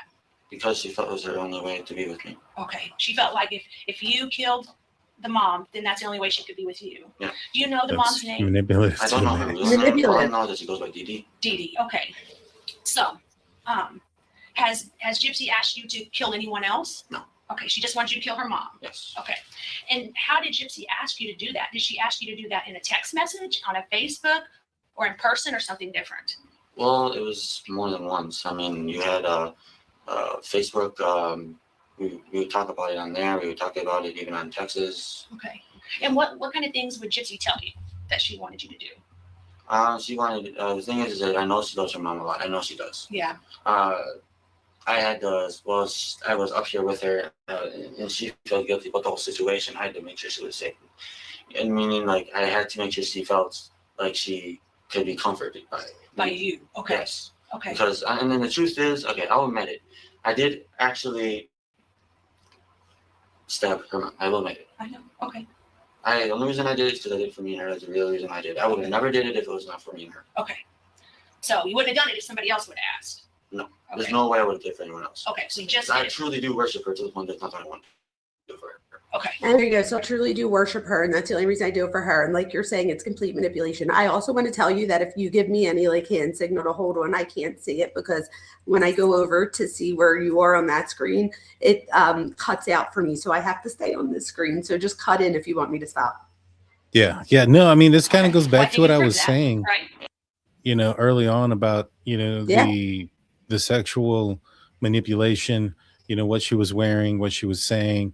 You know, I'm not surprised by this worship thing, and now he's bringing it up, and so it obviously, you know, she ingrained that into his brain, and you know, I think that there's a good possibility that you know, this guy have a girlfriend before, Yes. so he's been in relationships before her. Yes, but I don't know who the girls are or whatever, so I don't know like what capacity it was in. Like, did they see each other? Was it like an online thing? So I really don't know the capacity, but he did have, because Gypsy at certain points like gets jealous of these girls, and I noticed that that's a running theme for her. Like even to this day, she gets very jealous if somebody like says anything or if somebody talks about somebody's ex. Like it's bizarre. Yeah, and so. Like I said, this just kind of screams a lot of manipulation, and you know, I do anything for her. The only way you know, that you guys can be together is if, you know, he takes her out, and it's pretty common stuff when you've come across those type of situations. Yeah, it's only a few more minutes here. I want you to hear, like, wait till you hear some of the things. I think that you proved that you do what she asked you to do, if that's the case, if she did ask you. Yeah, she did ask me. Okay, and she asked you more than once? Did she ask you while you were here? She asked me more than once because what happened was, at first she wanted, because the thing was that she wanted to do it herself, but she was too, what's the word, not cautious, it's, I guess skittish is the word I'm looking for. Okay. She didn't want to actually do it. Okay. Because she couldn't live with herself doing it. Okay. And as for me, I honestly to this day I still feel guilty about it. Okay. I do. Right. Because I learned so much about her mom after she told me and more about it after actually being able to live with her for a little while. Right. I actually realized how good of a mom she was. Okay, so it kind of makes you feel a little guilty. No. I feel a lot more guilty. Oh my God. I don't know why I didn't hear that the first time, but wow. So she makes the mom seem like she is like the devil. Also, what I found out in the past day or so is that at one point she says to Nick, she must tell him that he got her pregnant. They met one other time before this. It was like a year or so prior at a movie theater. She acted like they just bumped into each other and like they didn't know each other at the movies, and the mom bought it or whatever. But really, they were already dating, and he comes up. So they wind up sitting together at the movies and all. Well, she says that she tried to have sex with him in the bathroom, but then she winds up telling him that her mom shook her or something and that she lost the baby. So I'm like, oh my God, like there's no way she got pregnant in the bathroom. He winds up saying that he didn't ejaculate or anything. Like it wasn't even, he said that he was like nervous, so like he couldn't even. And so I feel like that was also manipulation there too. Something. Yeah, it seems Oh, I know what I was gonna say. So then after the mom dies, she then starts telling him stories about how her and the mom were so close, which now makes him feel even worse because like at first he was probably like, oh, your mom did this, all these bad things. And now he says he feels super guilty because he didn't realize that, you know, I guess that the mom had a good side. It's so sad. She definitely used it. Okay. Because so Gypsy's telling you about her mom. Yeah. And then. Yeah, how she was and her accomplishments and all, yeah. Okay. So when you came here to Springfield, that was your purpose to come here so that way you could do that for Gypsy? Yes, because I wanted to be with her and I wanted. So did Gypsy know you was coming here then to go ahead and kill Dee? Yes. Okay. So why did you guys decide that you would stab her instead of shooting her with a gun or poisoning her or beating her with a bat? Like, why did you guys decide stabbing would be what you did to kill her? Honestly, the thing is we really wouldn't have known how to poison her. Honestly, we wouldn't have known how to. Okay. I mean, she looked up multiple times of how to do it because she wanted to find the quickest way to do it. Okay, so like she looked up on the internet, Yes. like how to kill her mom? Yes. Okay, and so she was looking for the easiest way to do it? Yes, this Okay. way she would be in less pain. She wanted her mom's death to be quick. Okay, so you Not wouldn't know how to bad do if the you're poisoning. painful. Less pain. And so, again, why did we choose the Wow. knife? Like, The why did reason you? why we chose the knife is because I guess she thought that it'd be quicker if she bled out quickly. Okay, now did she tell you that, or is that something you think she thought? Most likely, that's what I would think she was. Okay, but she didn't tell you to No. stab her because she'd bleed out quickly? No. Okay, That's what I figured she would think because it makes sense. More holes, faster they go away, and the faster they are at peace. okay. So the more holes you put into the body? Yeah. Is that what I'm understanding? Okay, okay. So, so that's why you chose to stab her? Yes. Okay, and so how did you get the knife? Like, where'd the knife come from? Did you bring it with you from here? No. Okay, did you buy it somewhere? She bought it for me. Who bought it for you? Gypsy. Where'd she buy it from? Online. She bought it online? Or wait, no. It was not online. I gotta get that straight. It's not. Yeah, don't lie, because you don't want to get Gypsy in trouble for something because you're gonna lie about it. I know. Okay. I know. She somehow found a way to get one at Walmart. I don't know how she did, but she did. So when you didn't bring a knife from here? No. So when you got here, she had a knife? Yeah. Where So did did the she know knife you was come gonna from? stab her? Walmart. She stole it from Walmart. Okay. Yep. Yeah. Okay. And then wait, remember when she asked this next question or two or whatever, I forget, it's either this next question or question after, she's going to ask him about how did the knife get here? Like how did the knife get back to his house? And if you remember, the other cop asked Gypsy this, and that's when Gypsy has a breakdown and changes the subject and never answers his question. But Nick answers it here. Okay, so what'd the knife look like? It was it had a red and black handle. Red and black? Yeah. Okay. And how long was it? Gosh, I don't know. Use your hands to show me. I can maybe that long, maybe. Was the red and black handle plastic or wood or? It was I'm trying to think, squishy grip. I can't remember what it's It was called. a squishy grip? Yeah, it's hard to put into words. Okay, on the edge of the knife, like if you, can you draw the knife for me maybe? I'm a bad artist. You're a bad artist? Okay. Would the knife, like, okay, if the knife went like, was the knife smooth like this or was it jaggedy like that? It's jaggedy. Jaggedy? On one side and the other side it was smooth. Okay. And what color was that part of the knife? It was just the black. Oh my gosh, I am so sleepy. That's all right. It was just the normal color of what blade usually looks like. Like stainless steel type Yeah. look? Okay. Yeah. So like, see this edge of this table right here? Kind of like that? Yeah. Okay.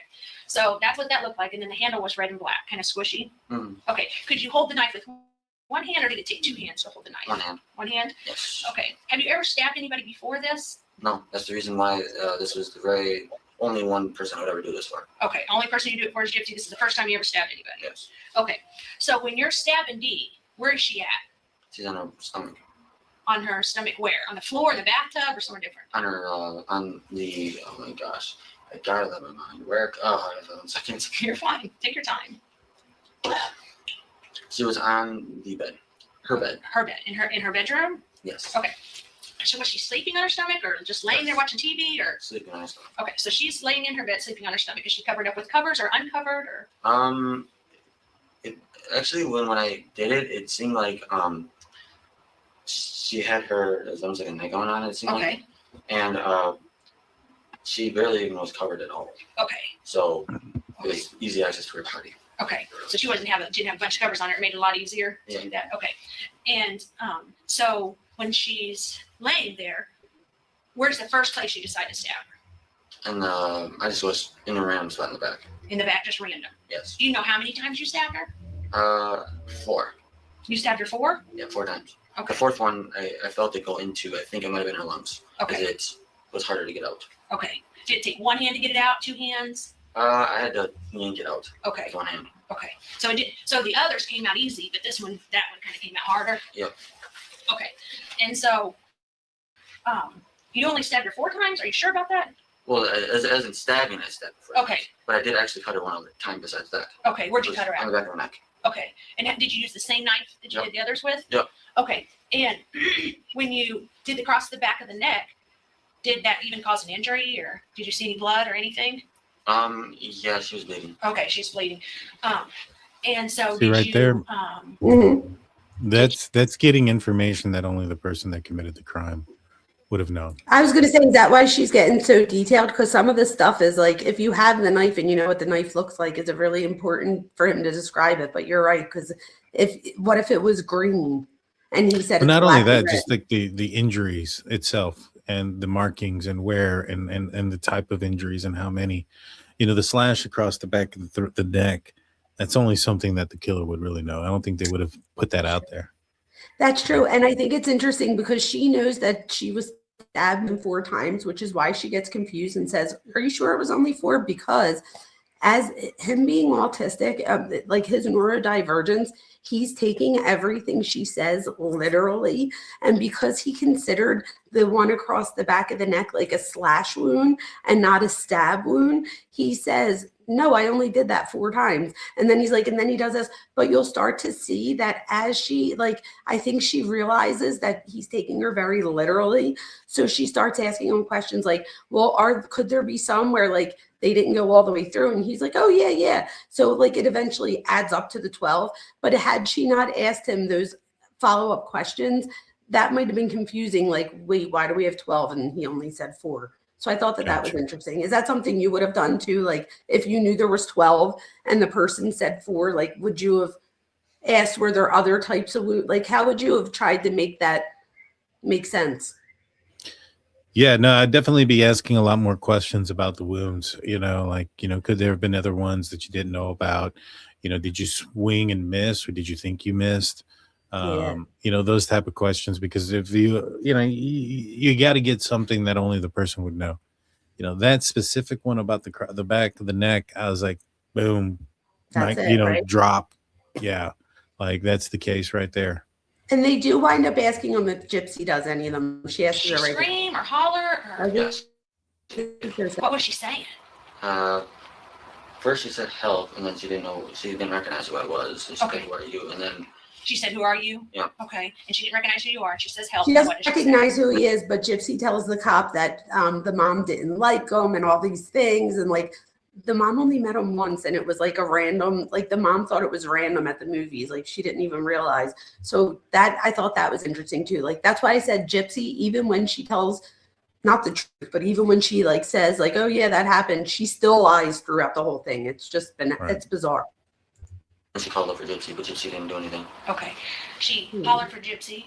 Yes. And did she holler for Gypsy once, twice, 5 times? 3 times. 3 times? And what was she saying? Can you tell me how she said it? She pretty much yelped it. Yelped it? She's like, Gypsy. Okay. Yeah, she was loud. And what did you do when she did that? It didn't stop me from keep on going. Okay. You just kept stabbing her? Yeah. Okay. Is there any reason that we would think that maybe you stabbed her more than 4 times? Not that I'm aware of. Okay. Now, did Gypsy come in and stab her? No. Gypsy never stabbed her? She couldn't do it. That's the reason why she asked me to. Okay. Did you try to get Gypsy to come in and stab her? No, I would have never done that. Okay. So when you say 4 actual stabs, so those are the ones that went in deeper? Yeah. Was there some little ones? Or There might have been, because the truth is I counted the ones that went in deep. I didn't count if there's any other ones. okay. So if there's any other ones, you just didn't count those because they didn't go in as deep. What does that say to you, But you know Dr. that 4 of Vona? them went in. That he counted the deep ones, that he counted how many times he did it. It says that I think it's part of his neurodivergence. Okay. Interesting. I do. Everything with me is numbers too, so I get that. And I also think that him being very and asking concrete, that's what I'm looking for, him being very concrete, I think that's also part of his neurodivergence. And I think that she'll say to him, like, make sure you don't lie. I don't think that he's trying to lie in those moments. I think he just literally forgets for a second and has to rethink, because then he winds up, he's the one that corrects himself, like with the Walmart. He was like, no, wait a minute. But like where with Gypsy in those moments, she was lying type thing. I feel like you could tell the difference. Go ahead. Do you think there was any enjoyment on his part? On his part? Mm-hmm. No, I don't. I think he just wanted to go in there, get it over with, so that he could save Gypsy. And that way he's like, Victor saved the day and got her away from that evil woman, and now they could be together forever. Like, I don't think he ever thought about what happens if we get caught. Like, I don't think he thought about any of those things. Interesting. And I also don't think that if not for Gypsy, and this is my opinion, if not for Gypsy, he would never have gone to jail in his life. Like, I really believe when he says that. Now, could you say, I could be wrong about that. Now, if another woman came along that was also being manipulative, could somebody else have manipulated him? I guess you could say that, yes. But just in the realm of things, like, he wasn't like a co-burger who was going out there and he wanted to, do this to someone. This was only because Gypsy made it seem like, and she even says in the one video, she says, your ability to like live with her happily ever after depends on this. She didn't say that my happiness depends on this. Like, if you don't do this, my mom's going to do me in. She says, like, pretty much, like, make sure you do this right, because if you don't do this right, like, this will affect our ability to be together forever. Like, it's just so manipulative in so many ways. I can't even. I don't disagree with you, but I wonder if maybe perhaps there were certain tendencies or certain things that he did, mannerisms, certain interests that he had that maybe perhaps Gypsy focused in on because she thought that he could be manipulated in an easier way because it was already somewhat in him. He was a big gamer. Would that count? I mean, some people may say that, but the violence of the games, depending on the games that he was playing and things of that nature, that could. But like, if he had like, during, I don't know, some dark stuff like on his social media and things of that nature, maybe perhaps that would be like, all right, this is a guy that is already somewhat attracted to some dark things. Maybe he would be a lot easier to manipulate and versus trying to completely change somebody. You know what I'm saying? This is going to sound so bizarre, ready? And I don't know why I know this, but I do. So I guess because I'm a researcher in psychology, but when it comes to somebody that's neurodivergent, because I was trying to think, because there was no evidence of him liking like BDSM and stuff before Gypsy. Not that he didn't like it, but there was no evidence of that stuff like in his computer stuff. They believe it was Gypsy that introduces him to it. I think that he winds up going with it and going with that fantasy because it allowed him to, like, when you're neurodivergent, sometimes like you want to know what's going to happen next. It's like, like I do this, then I do this, then I do this. So like you like to have that routine, if you will. So I wonder, and there is evidence to show, I'm going to have to pull some up. Maybe I'll do it on my next live to show people where I'm getting this from.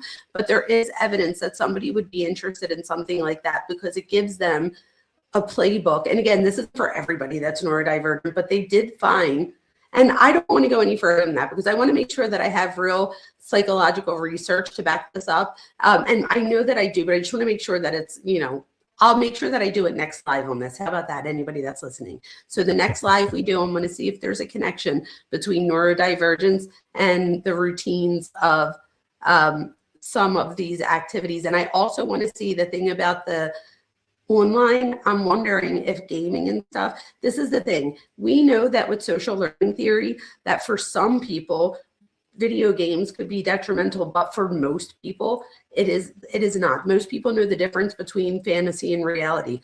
But if you're already having a hard time, and I don't know all of his diagnoses, I also want to look into that too. Like, I think there's more diagnoses other than just autism. So I'm interested to see what those are, to see how that played a role. He literally talks to himself for like a few hours in the other videos here. So I really want to go back and see what he's talking about in those videos. He's just talking out loud, and he'll like look next to him and talk. Like, I don't know if he's having a hallucination, if it's like I don't know, but I want to go back and look at it more so that I can better answer some of those questions. Isn't it interesting? It is. It is. Make sure you guys like and comment and subscribe so that way you catch all the other stuff we're going to be covering on this. Thank you. And I could like pretty much stop it here. There was just, wait, let me see. I think there was like, she just asks more about Gypsy or whatever. And she wanted to do it. Okay. So I just let her do it. And she locked the door behind herself. Okay, so she went in the bathroom, locked the door, and and you went to do whatever you were doing. Do you remember, did Gypsy ever come out and see her mom? I wouldn't let her. You wouldn't let her go in there and see her? I didn't want her to be traumatized. Okay. That makes me wonder, because he says I wouldn't let her, that makes me wonder, did she too? Like, what do you mean you wouldn't let her? Like, she didn't just say no. He said I wouldn't let her. So I'm wondering, like, if she wanted to say. Mm-hmm. So it sounds like. I didn't catch that the first time. Did But this you is like- have sex with It's Dee? right. Oh, she asked if he had You didn't sex stick with your penis anywhere on her? Nope. Are you sure? Yep. Positive. I'm 100% positive. Okay. Did you stick your penis in her mouth? Nope. Okay. Did your penis touch anywhere on Dee's body? Nope. Okay. Did your mouth touch anywhere on Dee's body? No. Okay. You didn't kiss her or Nope. lick her or anything like that? Nope. Okay. Did Gypsy come in and do anything like that with her mom? No. Touch her mom's privates? Or? No, she wouldn't do that. Okay. No, she wouldn't. Okay. All right. What do you think about people that have sex with dead bodies? It's quite disturbing, honestly. Okay. That would bother you? Yeah. Okay. I don't like necrophilia. Okay. Oh, is that an actual thing? What does that mean, necrophilia? Can you pause that? Necrophilia actually means to have sex with the dead. Okay. Have you ever known anybody to do that? Can you pause it? How does he know what it is if he's not like? Yeah, it's did somebody did that happen to her? To Dee's body? So so what happened was no, but what happened was on the from his computer, somebody goes on Facebook onto Gypsy and Dee Dee's Facebook. So they break into her account when really they realize that it's Gypsy. Eventually they realize it's Gypsy on his computer. But at this point, I think they still think that it was him. And it says on there, I R'd her dead body. I think that's what it said. Yeah. So, and I don't know why Gypsy would have wrote that, especially like they would have had evidence of that. You know what I mean? I don't know. But I don't know if Gypsy was trying to make it look like some like violent person. I don't know. But she does eventually admit that she wrote those posts. Interesting. Yeah. But the other thing is too, I mean, like he's aware of what it is. The term. Oh, the necrophilia. Yeah. I did think about that. Like, how did he know what it was? Now, this is the only thing, right? Didn't who was it? No, I don't think that was. Oh no, maybe it was. Did Jeffrey Dahmer? Did he do necrophilia? This is the thing. She tells him in she one brought of her. up Jeffrey Dahmer.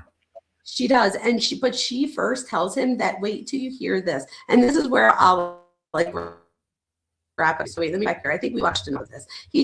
She then goes on to ask about him having sex with Gypsy after this, and he says that he tries, but he has a hard time performing or whatever, so on and so forth. But the interesting thing about the Jeffrey Dahmer, all that stuff, and the necrophilia, I'm thinking he might have looked it up because right before, like a few weeks before this, Gypsy says to him that he reminds her of, oh my God, what's the one that doesn't kill, but he has other people kill for him?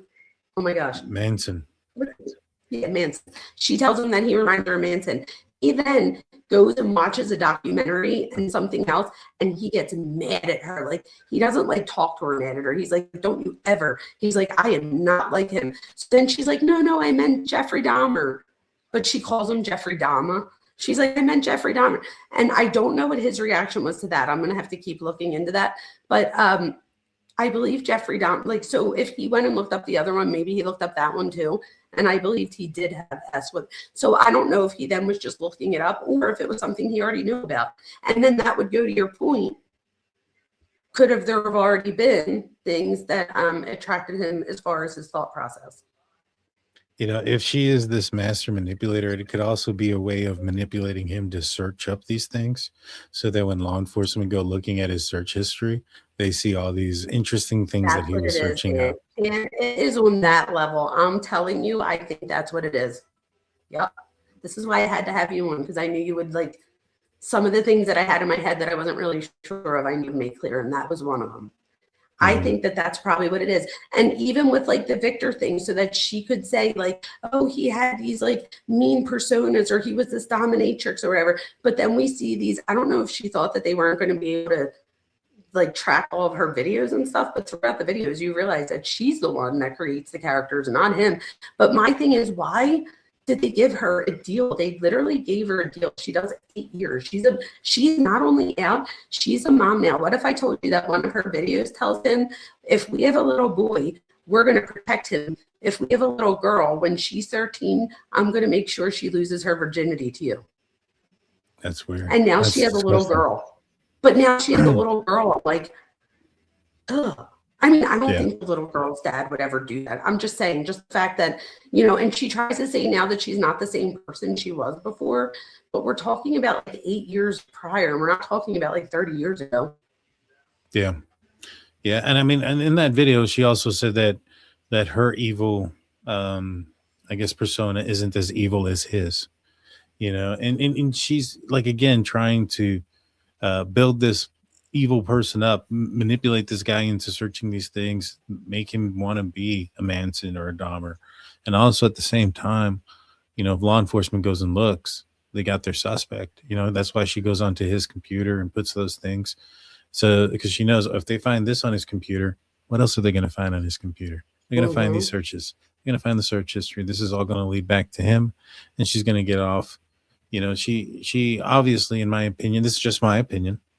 She probably, looked out for him, looked out for somebody that was easily susceptible to being manipulated and potentially had some sort of tendencies for violent,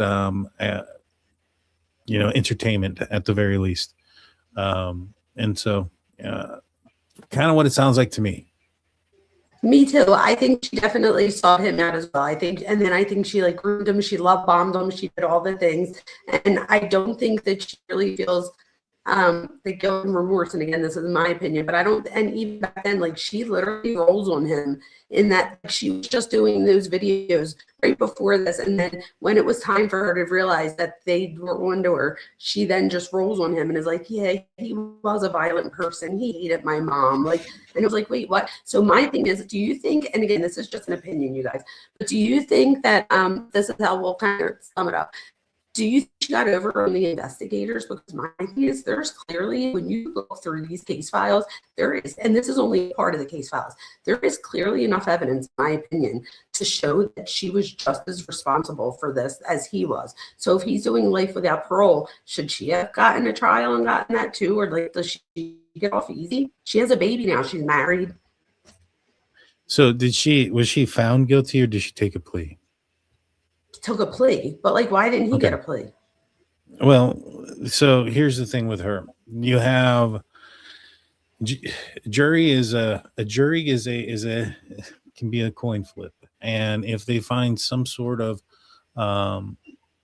any ties with the defendant, whether it be sympathy, attraction, whatever the case may be. In this scenario, it may be sympathy. In other cases, it may be attraction, where you see a defendant who appears to be an attractive person. And so, that can sway a jury also in one direction. In this scenario, the optics is, the possibility of what her mom did. And it's not necessarily the evidence that's there. It's also the defense attorney that's going to try to put out there the information to sway a juror to believe that her mom was evil, that her mom made her do these things, was this Munchausen syndrome, all these other things. And now that becomes a little bit of a toss up. With him, it's more of a slam dunk case. He admitted to it. He's the one that did it. I don't think you need to give him a plea deal. With her, I think that there is the possibility that she could have gotten ahead of steam with people. I mean, how many cases do people side with the defendant? I know it's more prevalent now than it was back then. And not only that, yeah, they had already done a lot of like documentaries too at this point about the Munchausen stuff. So if she did get a trial, I think you're right about that. I think that people would have, like, she might have actually gotten off because people might have felt bad and been like, well, she wasn't the one that did it. But there's like all this evidence now to show, that maybe it was a little bit different than what we thought. Then there's also the situation where how much the other thing that comes into play is how much of this stuff was going to be allowed in court, right? Like, we may see it now, but there's plenty of things that a judge could say, all right, that's too detrimental, which is odd for me. I don't understand how something can be too detrimental to somebody, but their private conversations about her character that she created, could a good defense attorney get that thrown out? And then that's the other thing that you have to weigh in as well, is how much of the information can you have in, how much is going to get thrown out, and then any sympathy that she may gain based on the story that they were putting out about her mom. I think it just makes it real difficult to the point where you're like, all right, some justice is better than no justice. Yeah, yes, that's true. That is true. My thing is, because of his neurodivergence, do you think that they should have let his confession in? Like, That's do a you good think he question for understood his like Miranda rights? that's a good question for an attorney. I do think that just because you may have a disorder or something of that nature doesn't make you completely incompetent to the point where you don't understand right and wrong. You don't understand the rights in front of you.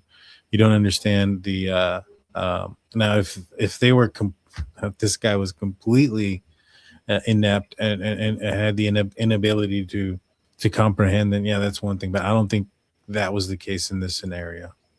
I got you.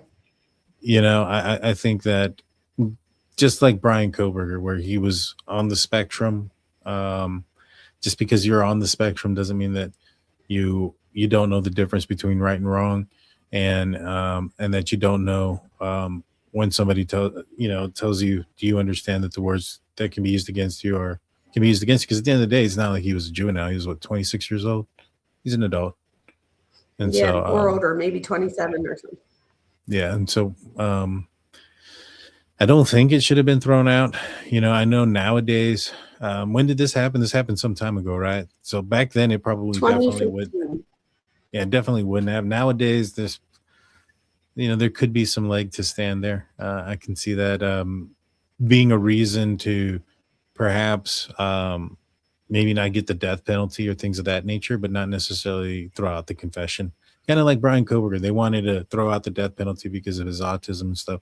It was more of a mitigation to or litigation for the death penalty or whatever. I think that they probably could have used that in this manner, more so than getting anything thrown out. Okay. She wound up testifying too. Testifying against him? Well, I mean, like in his trial, I don't know. Does anybody know? I believe she testified for the prosecution. I believe in so. the But let's end, see. I know that she testified. if her goal was to get rid of her mom and have a different life and move on from this guy and let him fall for it, I mean, it only cost her how many years? 8, you said? It's wild. Yep. It's wild. Defense. Oh, they said the defense. The defense called her.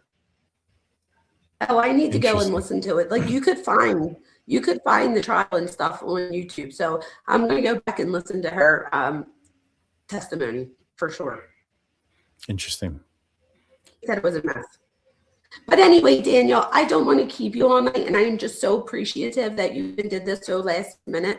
And so everybody here, I'm sure, is so appreciative. You guys, if you are in here on my channel, please, please, please do me a solid and go subscribe to Daniel over at the DT Show. He's amazing. He does all different cases, and you're actually tell them what you're doing, and I'm going to appear over there for one of them soon too. So let them know what you're doing.